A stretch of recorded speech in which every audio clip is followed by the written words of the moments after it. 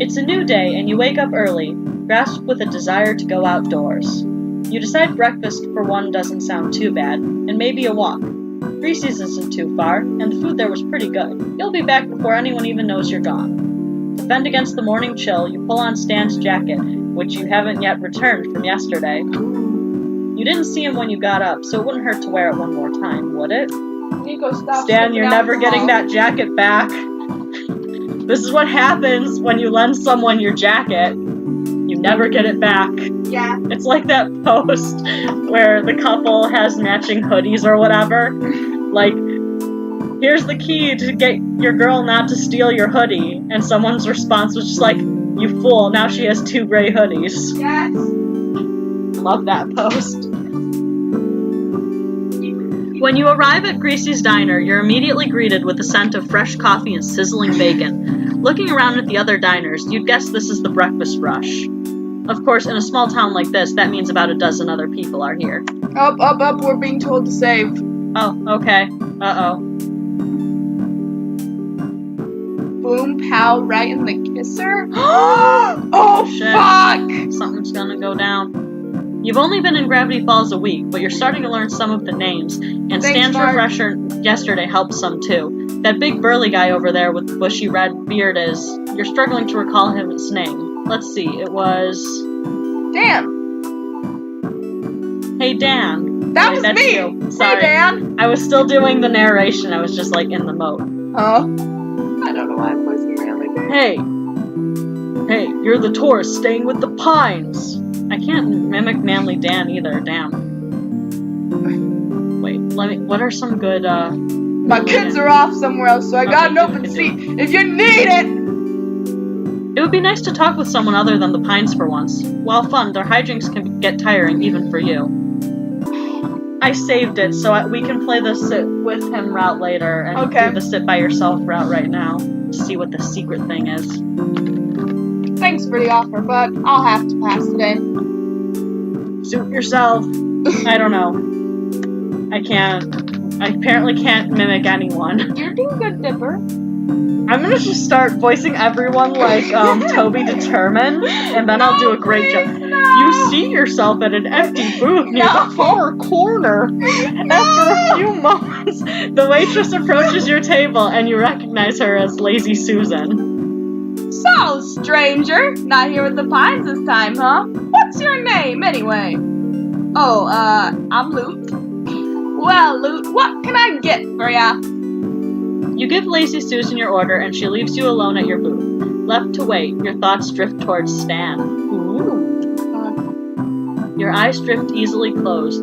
You find it still early enough in the morning to be tired. The comforting weight of his jacket on you, you imagine how Stan's embrace might feel with those strong arms around you.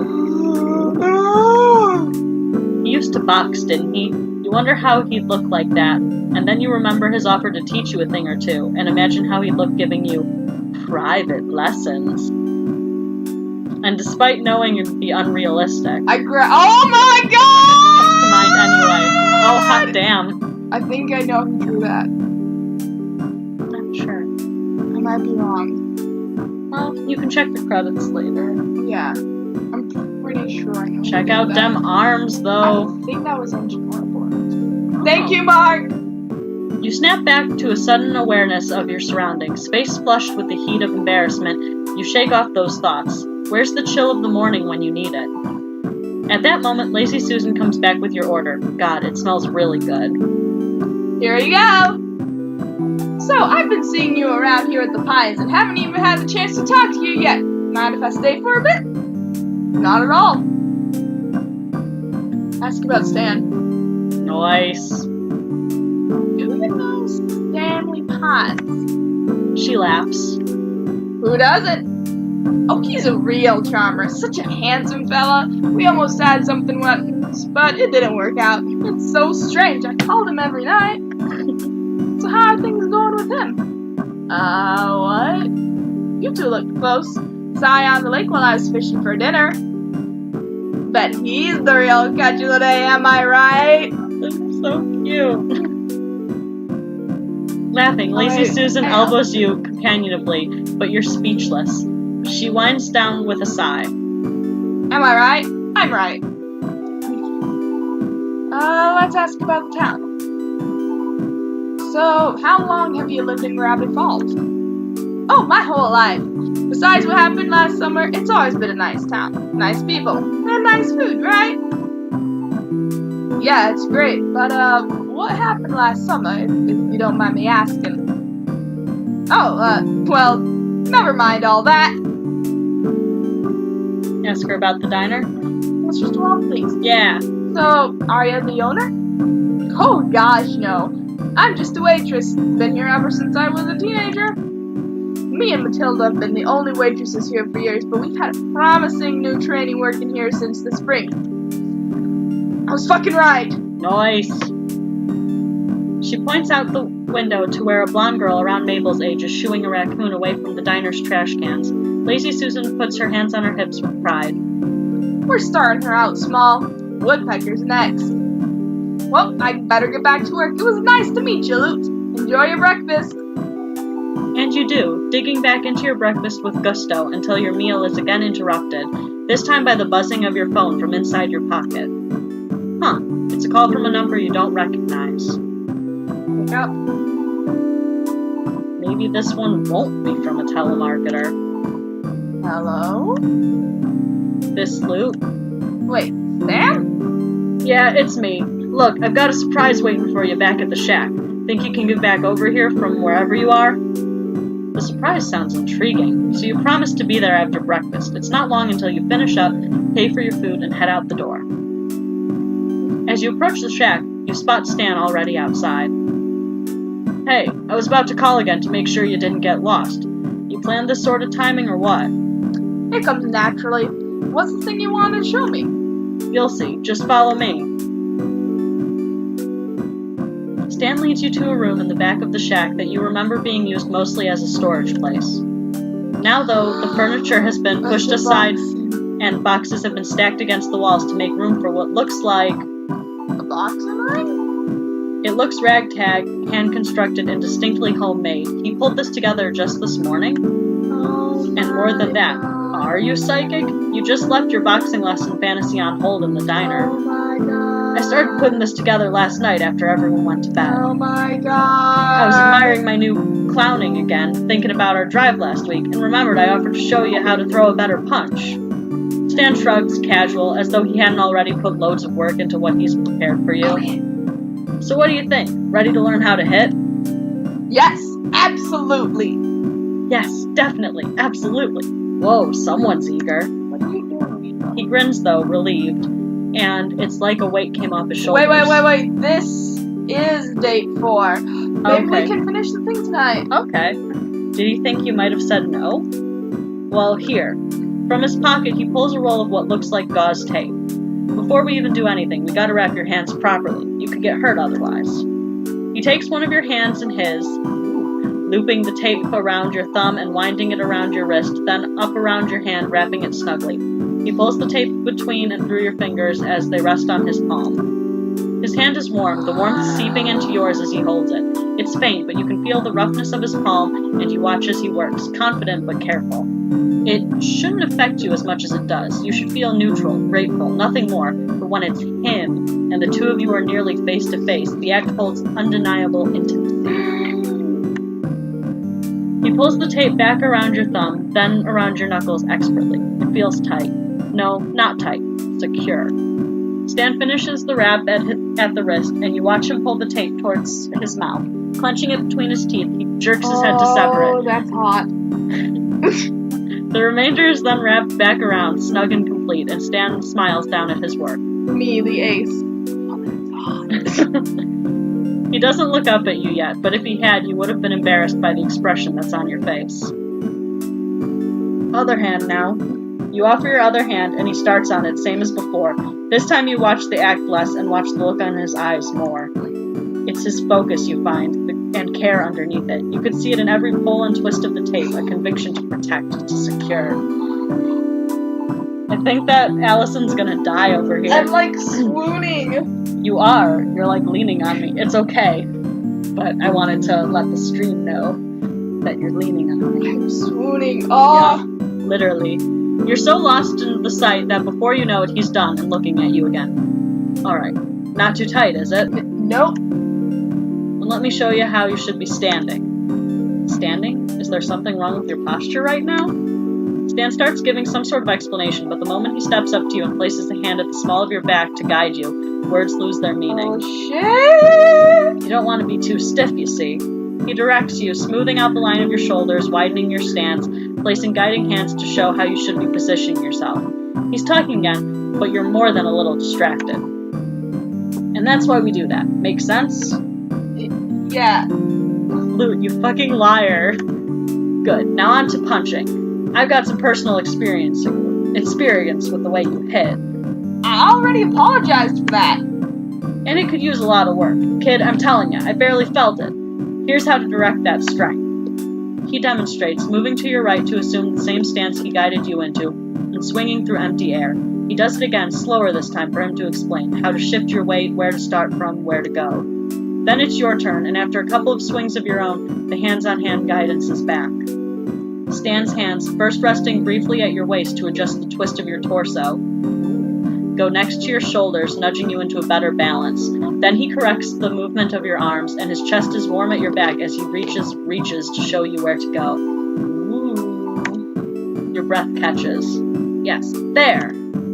Damn, you almost had it. Try it again. Come back here and... Actually, I think it'd help if I had, something to hit. This time the, stuttering and stuff worked. Right? I was doing that on purpose. Oh, good. Sure, we can... Luke, sure you want to go on? You're looking kind of red.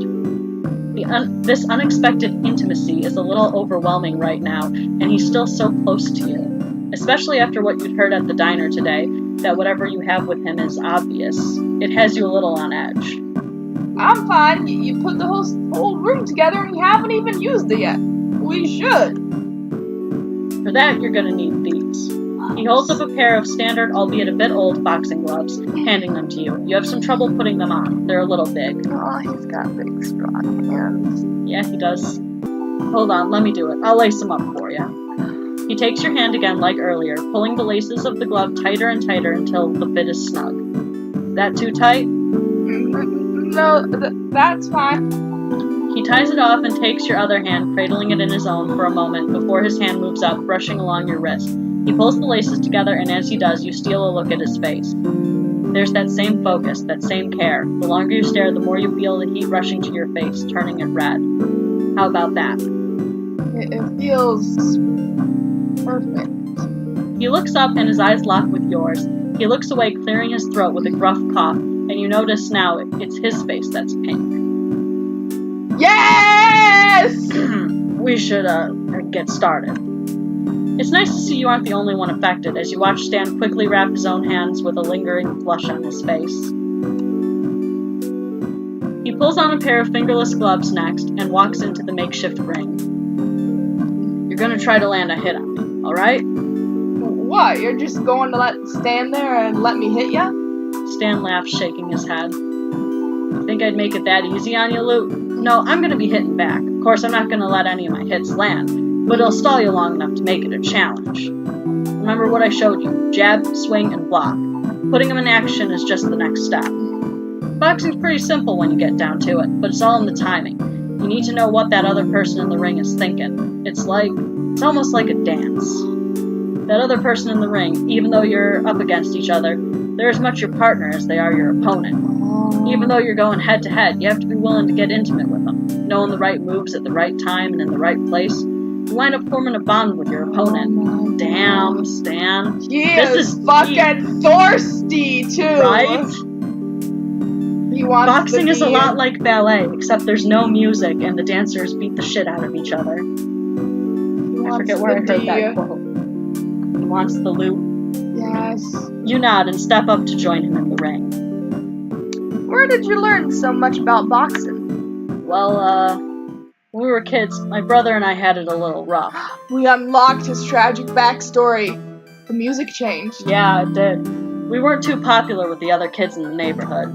So our old man put us through boxing lessons. He wanted us to be tougher. My brother couldn't quite take to it. Not exactly. Poindexter could ace the lessons, same as how he was good at anything he put that big old brain towards, but he quit first chance he could. But me, what else did I have going for me, you know? If anything, I had to be tough enough to protect him, to keep us all safe. I've always got to be the tough one, and I always have been. It's hard, but sooner or later, you forget what it's like not to have to feel tough. So I guess you could say it gets easier. After Ford and I... Oh, he's so sad. Hug him. After I left home, I was on the road for a bit, got into my fair share of trouble that followed me wherever I went. But I was fine. I was tough enough. I knew how to fight. It got me far enough, didn't it? It's gotten me through all these years, and here I am with you. Stan's eyes seem to glisten, but he looks away before you can tell for sure. I'm tagging in. Nice. He smiles with that big, ridiculous grin, as though to reassure you. He fakes a cough and wipes at his nose. Jeez, it's so dusty back here. We might as well get started already, huh? You probably don't want to listen to me rambling all day. Like I said, timing is key. Is it time to make that big swing? Or will they be able to block it? Sometimes it's smarter just to take a quick jab. Even if you don't hit that hard, being quick enough to wear your partner down and keeping them blocked is enough to get you there. So let's dance. Oh, fuck yeah. Oh, yeah. Oh, shit! Oh my god! Wait. We might fuck up. I'm gonna save now. What the fuck? A jab is faster than a block and does 1 damage. I didn't expect does this. 3 damage but is stopped by a block. If neither opponent blocks, both hits will succeed. What are we doing? Oh, we just have to pick Jab! something. Okay. We both got Okay. lowered stamina. I think we have to win. Okay. So it's like rock, paper, scissors. I guess so. Okay, so I have to figure out what we want, to block or swing. Let's swing. Okay, go. Oh, fuck, yeah! I keep forgetting that I also... Block. Okay. Damn it! Yay! No one won. What do we want to do now? Block again. Okay. Ooh, smart. Jab or swing? Let's jab.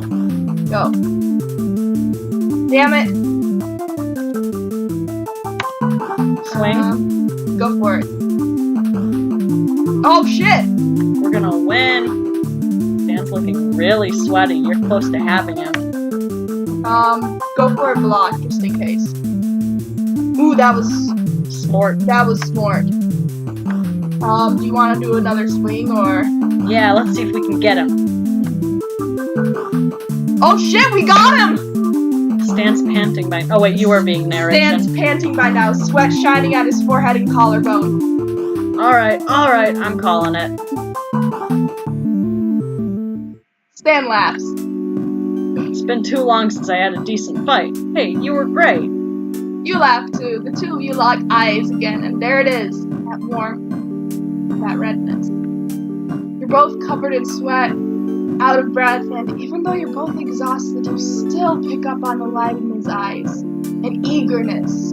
There's something here that's waiting to break in this moment of eye contact.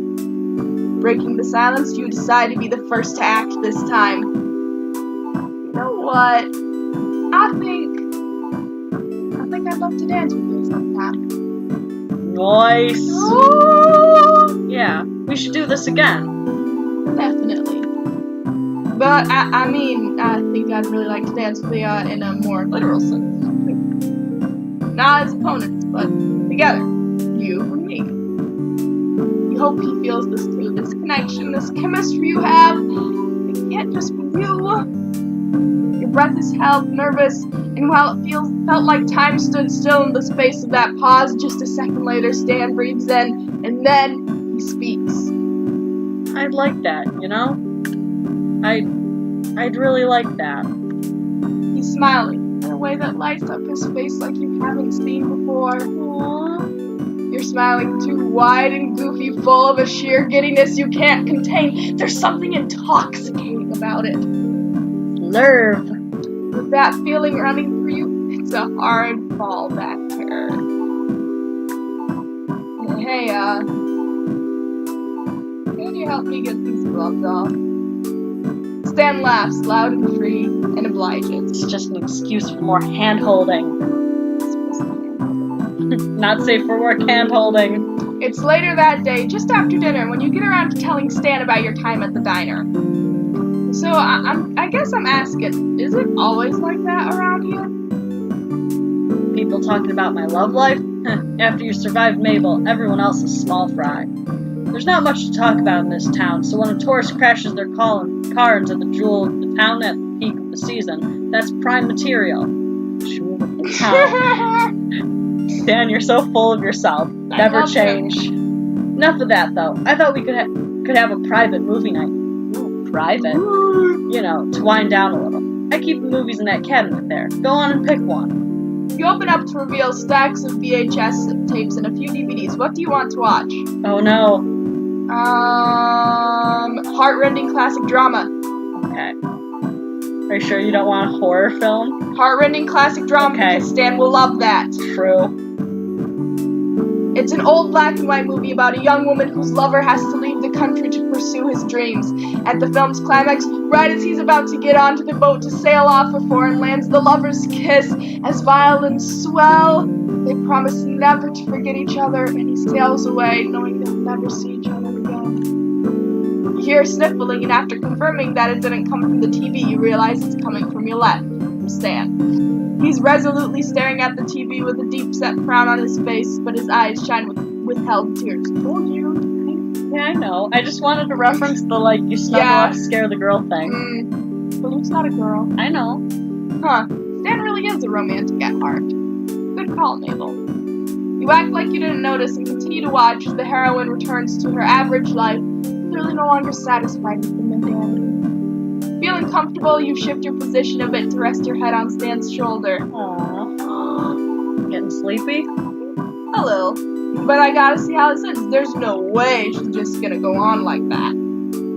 Stan chuckles before making a sound of excitement. Look, this is the best part. You said that about 3 times already, but you don't mind at all. So fucking cute. Not too long after the film concludes, leaving exactly what the woman did when she returned to the dock late at night unclear, setting up for a sequel you know Stan has in his collection. The ending credits scroll across the screen against a melancholy orchestral accompaniment. That was a good movie and you're crying. Right? Yeah. Right? I like it. Yeah. Hey, this wasn't the only heart that drama touched. That movie played your heart like a fiddle, and a tear runs down your cheek as the credits roll. You wipe it away, but Stan notices. You feel that much for them, huh? His tone is gruff with emotion he can't hide. I bet I could get Seuss to write one of those fix-it stories. Oh my fucking god! Stan has read Seuss's fan fiction, yes! Stan has commissioned Seuss's fan Yes! at, a very ridiculously low rate, but Right. still. Oh my god! Okay. Really? Fix Detective so the detective's twin brother loved him again, just like when they were kids. I'll see what he can whip up.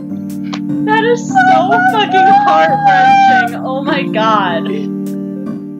By the time the credits are over, you're sleepy enough that you can't imagine getting up from your spot. Stan seems to feel the same, but the jarring shift of the TV screen from black to loud snowy static brings him to his feet. Damn it! He grumbles, switching the unit off but not bothering to take the tape out. You were right, that was pretty good. Of course I was, Luke. Stan offers you his hand to help you up and out of your seat, and you accept. Your eyes meet for a moment, the faint glow of the table lamp catching in them before you break the silence with a laugh, smiling tiredly. Thanks for the session today. My arms are sore, so I hope that means it's working. It's then you realize your hand is still in Stan's, and he beams at you. Oh, definitely. Well, good night, then Stan. I'll see you. He glanced to the clock. A few hours, I guess. Sure thing. Good night, Luke. I wanted them to kiss. You go to bed that night, comforted that perhaps Susan's fan fiction can handle themselves.